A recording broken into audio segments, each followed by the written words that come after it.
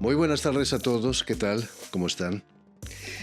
Hay países como Venezuela en que una mayoría de jóvenes no pierden el tiempo con teléfonos móviles en sus manos, sino que desde niños practican un instrumento musical gracias al envidiable sistema de orquestas infantiles y juveniles que fundó José Antonio Abreu en los años 70. Sistema que no deja de dar excelentes frutos, como el director de orquesta Diego Mateus, quien está dirigiendo aquí en la Ópera de París un excelente Barbero de Sevilla, o nuestra invitada de hoy, la flautista venezolana Rosmary Rangel, quien presenta su Guayoyo Project en la Péniche Anaco aquí en París.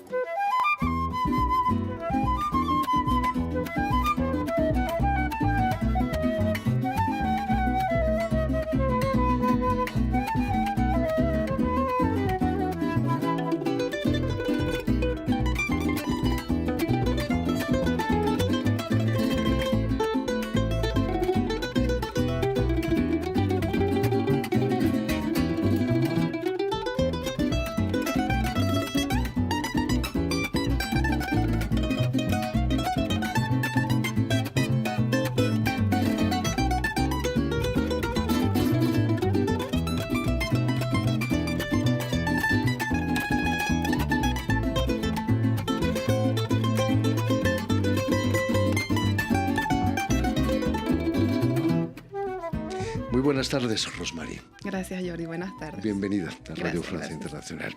Aunque sea paradójico, el universo que te abre la práctica musical es mucho más amplio que el de los teléfonos móviles, ¿no? Totalmente. Internet. Totalmente. Yo comencé muy pequeña en Venezuela. Comencé con los instrumentos populares que todo niño comienza, flauta dulce y cuatro. Comencé así. Y luego, pues, poco a poco fui conociendo más instrumentos. Y de hecho es muy particular porque comencé con la mandolina antes que mi hermano. Sí, yo le cogí antes que ella, sabes que somos mellizas, entonces hacíamos todo lo mismo siempre juntas y comenzamos las dos con la mandolina y luego yo escuché la flauta y me enamoré de ese sonido y bueno, poco a poco fui llevando los dos instrumentos al mismo tiempo y después indudablemente el mundo de las orquestas y el sistema de orquesta donde yo crecí y donde aprendí la mayoría de las cosas que sé, pues me llevó más a ese mundo clásico, ¿no? Por un tiempo. En aquella época no había teléfonos móviles. No todavía. había. Curiosamente, tu hermana se llama como tú, Rosmary, pero Rosmary. con una pequeña diferencia. Es muy difícil, es solo una letra en todo nuestro nombre. Sabes que tenemos dos nombres, dos apellidos, es solo Rosmary, yo, Rosmary, ella. Entonces, ¿En qué estaban pensando vuestros padres? mi mamá creo que estaba un poco cansada, pero nos ha traído algunas dificultades porque siempre tienden a confundirnos. Lo bueno es que no somos muy parecidas, pienso yo. Somos muy diferentes, mi hermana mandolinista y bueno, yo flautista. Y sin embargo hemos mantenido siempre nuestros universos un poco más separados, ¿no? Incluso ahora haciendo música juntas, cada quien guarda su personalidad. Naturalmente. Tu primer contacto, nos decías, con la música es la música clásica también, ¿no? Sí, yo comencé con la mandolina un tiempo corto y ya luego a partir de los 10 años empecé en el sistema de orquestas en Mérida, mi ciudad, donde nací. Y ahí empecé pues ese mundo del sistema, de verdad, como tú decías, no había tiempo para otra cosa sino hacer música. Yo comencé la flauta en colectivo, como es la enseñanza en el sistema, y de verdad fue lo mejor. Yo creo que gracias a eso yo no me desmotivé a renunciar porque siempre había conciertos, siempre había ese compartir, esa cosa social que nos arrastraba a querer seguir aprendiendo el instrumento. Y bueno, de ahí poco a poco fui montando en orquestas, fui yendo a otras orquestas, ya después estaba la orquesta Mérida, la regional, y ya luego de un tiempo me fui a Caracas, a la ciudad de Caracas, y estuve en la Orquesta Sinfónica Juvenil de Caracas, que fue una orquesta que me permitió pues viajar y que hicimos muchas giras y que vivíamos una vida de ensueño porque tocamos en salas donde yo jamás pensé que iba a poder tocar en el mundo. Y fue un trabajo hermoso junto al maestro Abreu, que fue el que fundó este sistema. Vas a tocar 3 años, ¿no? Con la orquesta Sí, toqué con sinfónica. ellos 3 años. Antes de eso tuve un paso por Estados Unidos para estudiar con un maestro venezolano que se llama Marco Granados en un conservatorio en Boston.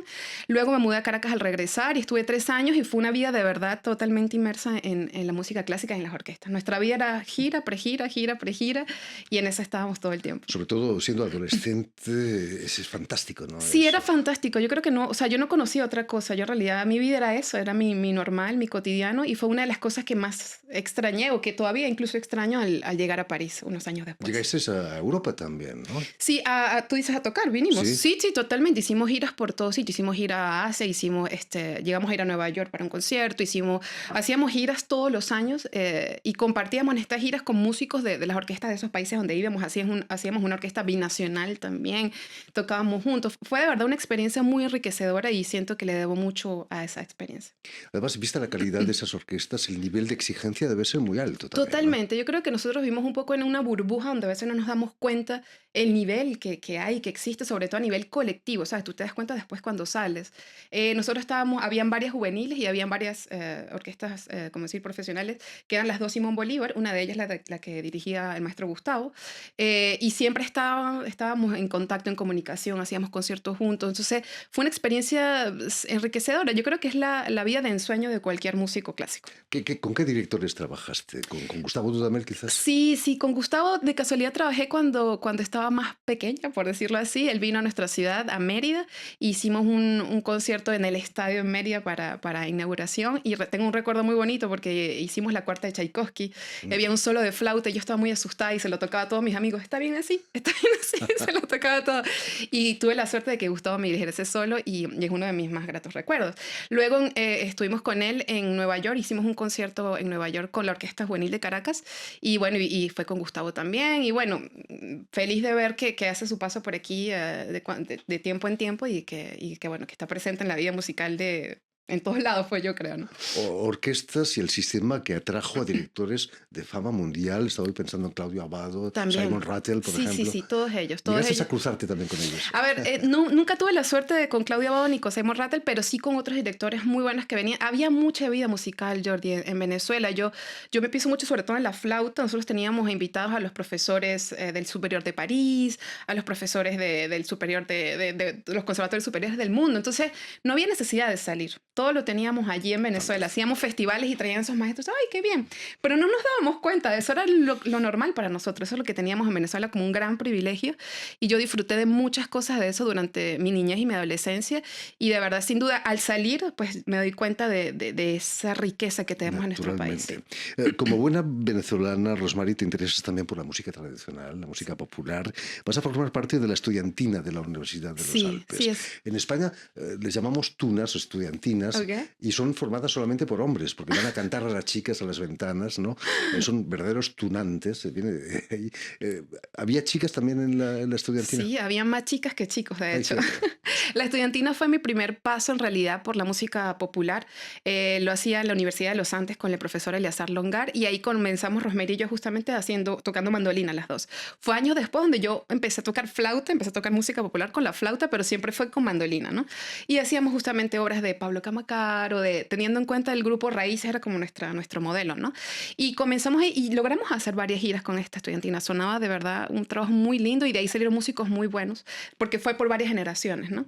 Y un trabajo que continúa, que Eleazar continúa llevando a cabo todavía en Mérida, en Venezuela. ¿Qué era más difícil para ti, un solo de una sinfonía de Tchaikovsky o una obra de Camacaro, de Pablo Camacaro? Yo creo que es difícil de decir eso. Cada una tiene su dificultad, pero créeme que, claro, la música clásica es totalmente es otro mundo, ¿no?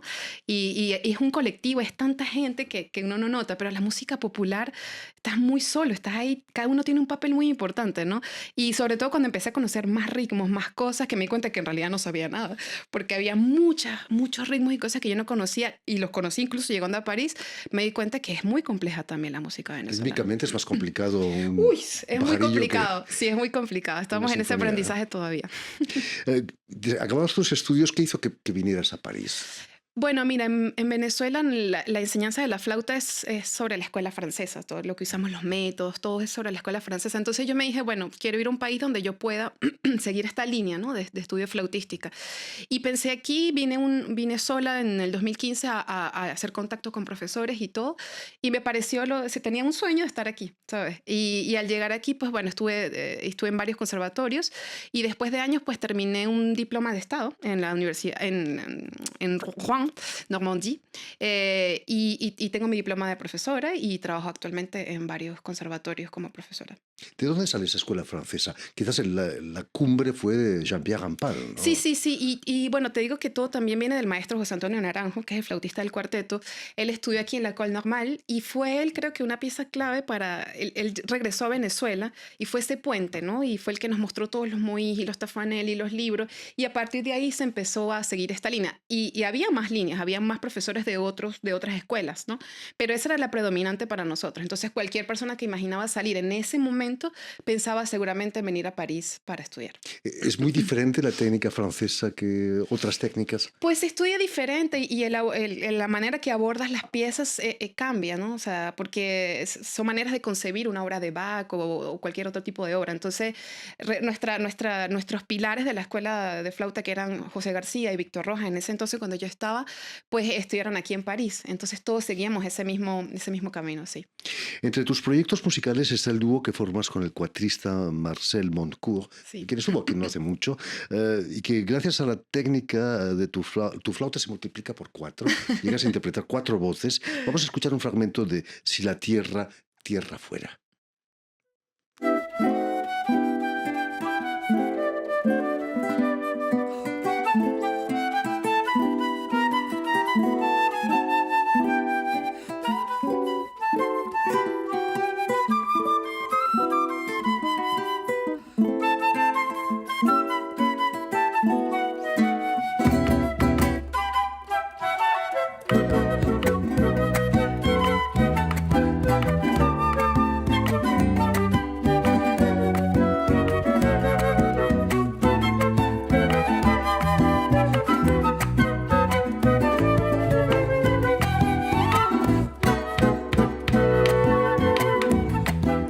Rosmarie, la técnica hace milagros, ¿no? Fantástico. Mira, esa canción la descubrí en el stage de música venezolana, en el curso de verano que organiza Cristóbal, que lo organiza cada año, y ahí también conocí a Marcel. Entonces, Marcel fue en el 2023 profesor de ese stage, y ahí hicimos un clic muy bonito musical, y esa canción a mí me quedó, yo no sé, Jordi, tienen algo esa canción que me llegó, y el profesor flautista René Orea nos presentó este arreglo. Y bueno, vamos a adaptarlo. Yo hago todas las flautas, tú haces el cuatro, el bajo, y al final yo soy amante de la percusión. Y bueno, mira, salió este dúo con Marcel y queremos seguir grabando música así, ¿sabes? Para ensamble, pero hecha solo por dos personas. Ese es nuestro reto. Excelente cuatrista, Marcel Moncourt. En uno de tus recientes conciertos pudiste tocar con una leyenda del cuatro venezolano, precisamente con Pablo Camarcaro, gran compositor, no Sí. solamente cuatrista. Sí. Uno aprende mucho, ¿no?, de esos grandes Sí, maestros. sí, totalmente, totalmente. Fue una sorpresa porque Pablo venía para justamente estar en un proyecto de una editorial, Tinton Music, que hizo con Ender Rangel, que es un amigo merideño también, que viene de la misma ciudad. Y bueno, aprovechamos de decir, por qué no venir a París, ¿no? Entonces hice lo posible junto a Cristóbal para poder ofrecerle un lugar donde él pudiese tanto hacer una masterclass como un concierto, y fue muy bonito. Yo no lo podía creer. Yo decía, de hecho Pablo vino a casa y compartimos, yo decía, no puedo creer que Pablo Camacaro, o sea, el compositor que yo desde chiquita estoy tocando sus obras, vino aquí, y una persona tan abierta, ¿sabes?, tan experimentada, lo que hacía era hablar y provoca quedarse escuchándolo mucho tiempo. Fue de verdad muy bonito. Entonces fue un concierto que disfrutamos mucho y el público aquí también lo apreció mucho. Es como si Mozart viniese a nuestro Casi, programa, ¿no? Estaría casi muy parecido. bien. Volvamos a tu nuevo grupo, el Guayoyo Project, Sí, está. que se presenta este martes 17 en la En la Péniche Péniche. Naco, aquí en París. Está también Marcel Montcourt, un contrabajista luxemburgués, Exactamente. y naturalmente tu Mi hermana hermana, gemela, sí, sí, sí. Rosmarie. Sí, ese proyecto es muy bonito. Yo tengo mucha ilusión porque apenas lo vamos a estrenar este martes. Ya nos vimos una vez para poder, bueno, musicalmente encontrarnos y grabar los videos que acabamos de ver. Pero este encuentro nace en el curso de música venezolana. Todo pasa ahí en el curso de música venezolana. Conocí a Boris en el 2017. Boris es un contrabajista increíble que tiene, o sea, que ama la música venezolana, y cuando tú lo ves tocando, tú piensas que él es venezolano, de verdad, porque tiene un sabor para tocar, o sea, ama la música y ha hecho el stage durante 8 años seguidos, o sea, que él conoce muy bien. Marcel, pues, bueno, Marcel, tú sabes quién es Marcel, todos lo conocemos, un cuatrista excelente, el que yo admiro muchísimo. Y mi hermana Rosemary, que ya habíamos hecho varios proyectos juntas, teníamos antes otro trío, y yo dije, bueno, yo quiero retomar eso, ¿no? Entonces nace esta idea de guayoyo justamente tomándome un guayoyo con Marcel. A ver, te explico. Guayoyo es una manera de tomar café en Venezuela. Es el café clarito, ¿no? Entonces, yo hablando con Marcel después de nuestro video, yo decía, yo quiero hacer algo. Y dijimos, la idea nació alrededor de un guayoyo. Entonces, bueno, somos guayoyo. Somos Guayoyo Project. Es una palabra muy venezolana, ¿no? Queríamos buscar eso con este nombre. Un cafecito ligero. Un No me cafecito gustaría ligero. dejarte marchar sin que nos propusieras tú solita un pequeño solo de flauta. No habrás traído la flauta, imagino. Déjame ver. Ah, Ay, como que sí. menos mal. A ver, te voy a tocar una de las canciones que más me tocaron, bueno, valga la redundancia, cuando llegué a París, cuando extrañaba mucho mi casa. Es un vals de Gurrufío que se llama Atardecer. Rosmarie Rangel a la flauta.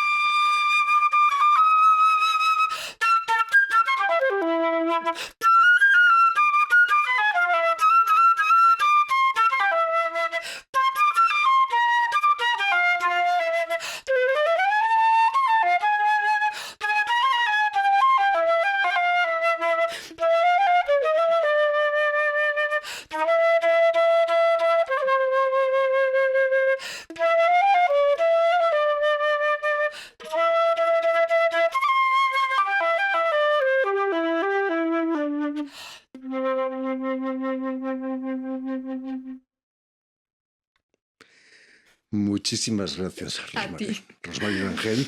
Ya lo saben, tienen una cita este martes 17 de junio, en la Péniche Anaco, amarrada aquí en París, al lado del Sena, para la actuación del Guayoyo Project. Los esperamos. Mucho éxito, Rosmarie. Gracias. Permíteme también que dé las gracias a Lorraine Nemosa y a Steven Hesley, quienes se han ocupado hoy de la realización del programa, y también saludar a nuestros telespectadores, porque también los tenemos que nos siguen en toda América Latina, desde Chicago hasta la Patagonia, y desde hace no mucho en España, gracias a una cadena de televisión que se llama UCL, una cadena latina, y también una red que se llama TAL, que reúne televisoras públicas y universitarias de los dos continentes. Y a ustedes, muchísimas gracias por su atención y les damos cita para una nueva edición de El Invitado de Radio Francia Internacional.